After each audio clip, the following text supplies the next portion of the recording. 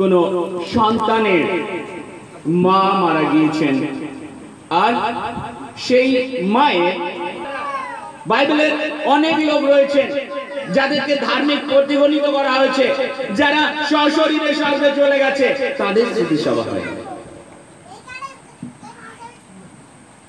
আমি আজকে আপনাদের কাছে যে কথাটা বলতে চাই তা হলো এই, প্রভু আমাদেরকে আশীর্বাদ করেছে একটি বিষয় দিয়ে, তা হলো গালাতীয় 6 অধ্যায় যদি আপনারা দেখেন যে প্রতিজ্ঞা সহযুক্ত প্রথম আজ্ঞা, আর বিবলিক্যালি কত নম্বর আজ্ঞা? 5 নম্বর আজ্ঞা। পিতা মাতাকে সমাদর করিও, তোমার দেশে কি হবে? দীর্ঘ পরাময় হবে। প্রিয়জনেরা, ঈশ্বরের সন্তানেরা, আজ আমি এই কথা বলতে চাই, আজ শুধু এই বাড়ি নয়, যতগুলো বাড়িতে স্মৃতিসভা হয়, যতগুলো বাড়িতে আমরা ঈশ্বরের নামে একত্রিত হই, আমরা কি করি? কিছু সময় ধরে ঈশ্বরের কথা বলি, চলে যাই পরের দিনে ভুরি ভোজের জন্য আমরা প্রিপারেশন নিই। কেন? Is it our Christian life? এটাই কি আমাদের খ্রিস্টীয় জীবন? আমাদের খ্রিস্টীয় জীবন প্রভু কি শিখিয়েছেন? ত্যাগের কথা শিখিয়েছেন। অত্যন্ত দুঃখের সঙ্গে বলতে হয়, কোন এক যুবক আমার কাছে এসে বলছে যে মামা, আমার স্ত্রী আছে, আমার বাচ্চা আছে, আমি আমার বাবা মাকে কি করে দেখবো? চোখে জল এসে গেছিল আমার এই কথাটা শুনে। এই ছেলেকে কদিন আগে যখন ও ছোট ছিল, ওর মা বাবা না খাইয়ে ওকে খাইয়েছে, আর সেই ছেলে আজকে কি বলছে? আমার বউ আছে, আমার বাচ্চা আছে, তাদের কথা আমি চিন্তা করবো না। Who are you to bother about them? তুমি কে হে বাবু যে তাদের জন্য চিন্তা করবে? বাইবেল কি বলছে? মথিতা 6:33 পদে লেখা আছে, তোমরা প্রথমে আমার রাজ্য এবং ধার্মিকতার কথা বিষয় চেষ্টা করো, তাহলে ওই সকল দ্রব্য আমি তোমাদেরকে দেব। আরে এগুলো পরজাতীয়রা করে। Then why you are Christian? তাহলে কেন আমরা খ্রিস্টান? কেন নিজেকে আমি খ্রিস্টান বলে দাবি করি? আমি চার্চে যাই, যখন আমি আমার বাবাকে, আমার মাকে সম্মান করতে পারি না? কেন লোক দেখানোর জন্য হাজার হাজার লোককে খাইয়ে হাজার হাজার টাকা খরচ করি, যখন বৃদ্ধ বয়সে তার প্রয়োজন ছিল আমার পরিচর্যা, আমি সেটা দিতে পারিনি?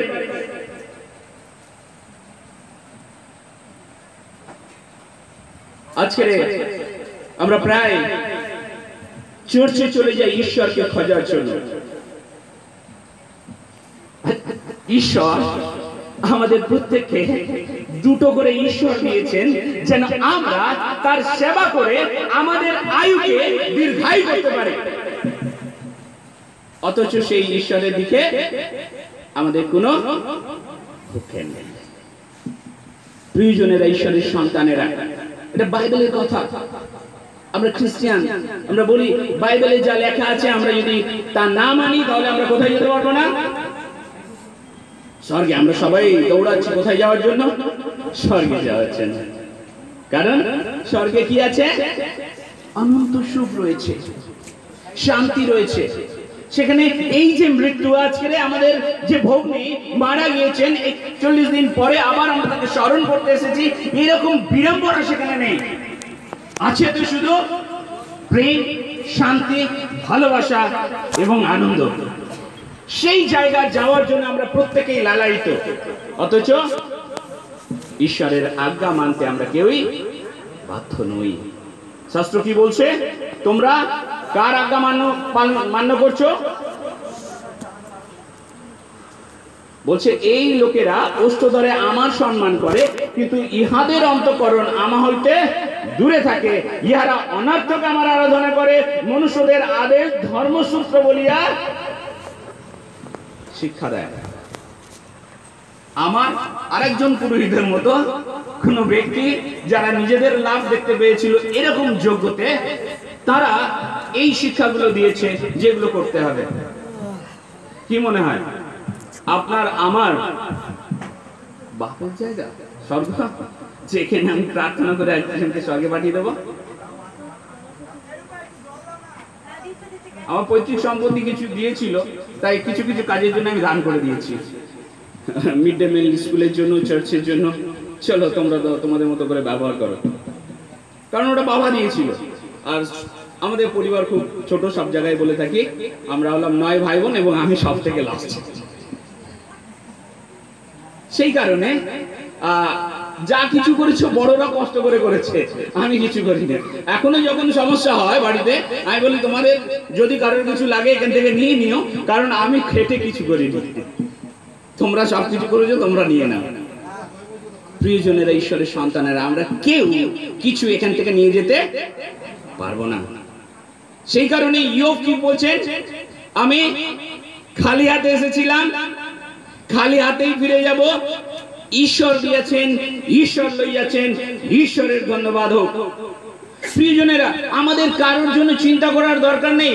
প্রভু তার বাইবেলের মধ্যে দিয়ে বলছে, তোমরা দেখো পাখিদের দিকে, তোমরা দেখো পিঁপড়ের দিকে, তারা কেউ কিছু করে না, কিন্তু তাদেরকে কে খাবার জুগিয়ে থাকেন?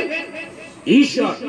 আর সেই শ্রেষ্ঠ ঈশ্বরকে আমরা আরাধনা করি। আর সেই ঈশ্বর তার শাস্ত্রের মধ্যে বলছে, আমি আমার অবয়ব দিয়ে মনুষ্যকে সৃষ্টি করেছি।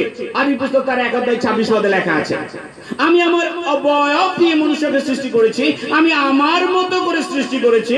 যদি তিনি তার মতো করে সৃষ্টি করে থাকেন, তাহলে আপনার এবং আমার মধ্যে কি রয়েছে?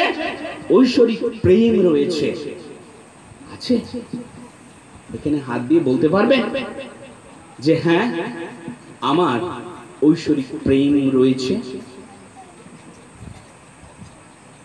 পাশের প্রতিবেশী 2 কোড়া জায়গা যদি ঠেলে আসে, প্রেম তো দূরের কথা, মোটা রড যদি হাতে পায় তাহলে গিয়ে এক ঘা কষিয়ে দেবে। কে বলছি? ভাই ভাই পাশাপাশির জায়গা, একজন আরেকজনের জায়গা হরণ করে নেওয়ার জন্য ব্যতিব্যস্ত হয়ে আছে। বাইবেল বলছে, যারা মিথ্যাবাদী, যারা কুহুক সৃষ্টি করে, এরকম লোকদের স্বর্গরাজ্যে কি হবে না? স্থান নেই। প্রথম তিমথিও 3 অধ্যায় লেখা রয়েছে পরিষ্কার করে, তারা স্বর্গরাজ্যে যেতে পারবে না। তাই আমাদেরকে চিন্তা করতে হবে যে আমরা যদি সত্যি স্বর্গরাজ্যের জন্য দৌড়ে থাকি, তাহলে আমাদের এই সিস্টেমটাকে চেঞ্জ করতে হবে। কি করতে হবে? পবিত্র শাস্ত্রে যেটা লেখা আছে সেটাকেই ধর্মশাস্ত্র মানে বলে শিক্ষা দিতে হবে। কিন্তু আমার ইচ্ছা ডেফিনেট, আমি বলবো না যে আমরা যেভাবে প্রার্থনা করি, যেভাবে আরাধনা করি, যে এগুলোকে বাদ দিয়ে দেবো, না, ডোন্ট ডু দ্যাট। কিন্তু শাস্ত্র ব্যতি রেখে অন্য কিছুর মধ্যে আমরা যেন লিপ্ত না হয়ে যাই। কারণ এই পৃথিবীতে আমাদের আয়ুষ্কাল একদম নিরূপণ করে দেওয়া হয়েছে। শাস্ত্রে লেখা রয়েছে 90-10, গীত সংহিতা 90-10 পদে লেখা আছে, তোমাদের আয়ুর পরিমাণ 70 বছর, বলযুক্ত হইলে 80 বছর হতে পারে। হবে যে এরকম নয়। প্রিয়জনেরা, ঈশ্বরের সন্তানেরা, তার মধ্যেও আমরা দেখেছি, গতকাল আমরা তার সমাধি দিয়েছি, কত ছোট একটা মেয়ে। তাই আমাদের জীবন কোন সময় এসে দাঁড়িয়ে পড়ে যাবে উই ডোন্ট নো, আমরা জানি না। তাই প্রভুতে আস্থা রাখুন। রোমিও তার 8 অধ্যায় 13-14 পদে লেখা আছে, যেন আমি বেঁচে থাকি তো কার গৌরব করি? ঈশ্বরের গৌরব করি। আর যদি মরি তো ঈশ্বরের। তাই আমি বাঁচি কি মরি, যেন আমি কি হই? ঈশ্বরের হই।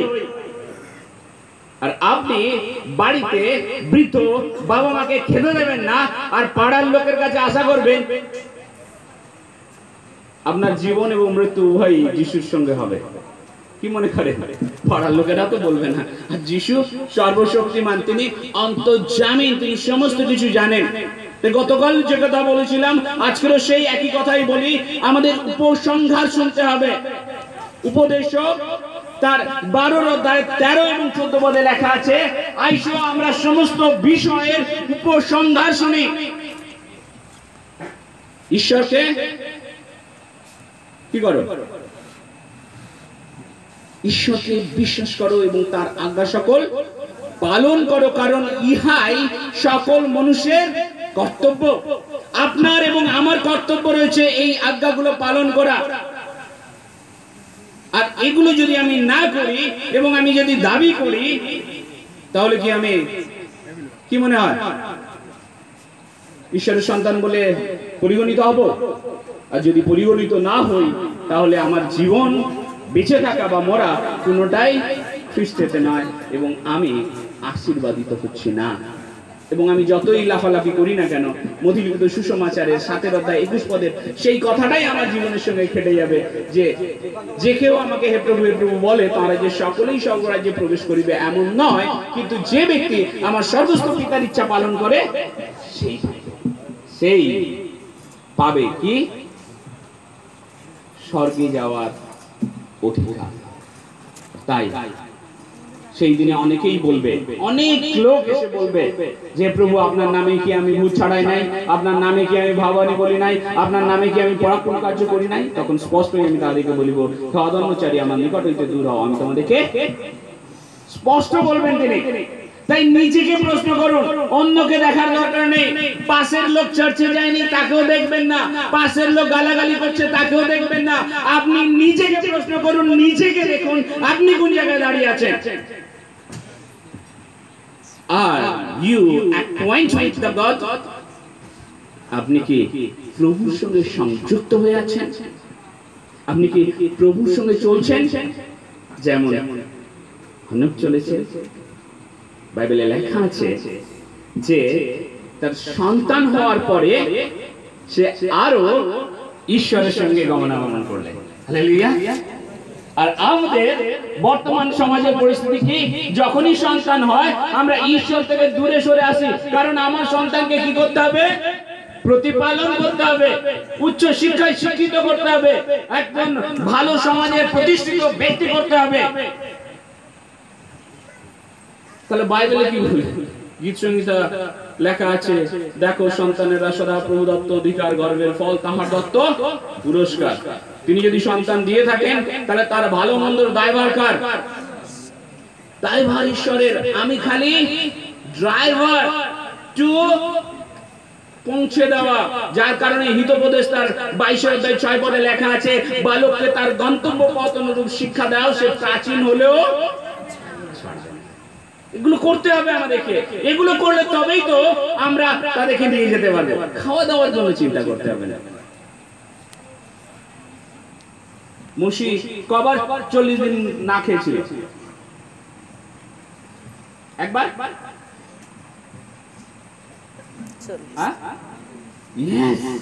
প্রথমবারে তিনি গেছেন, গিয়ে 10 আজ্ঞা নিয়ে এসেছেন, আর রাগে পড়ে ভেঙে দিয়েছে।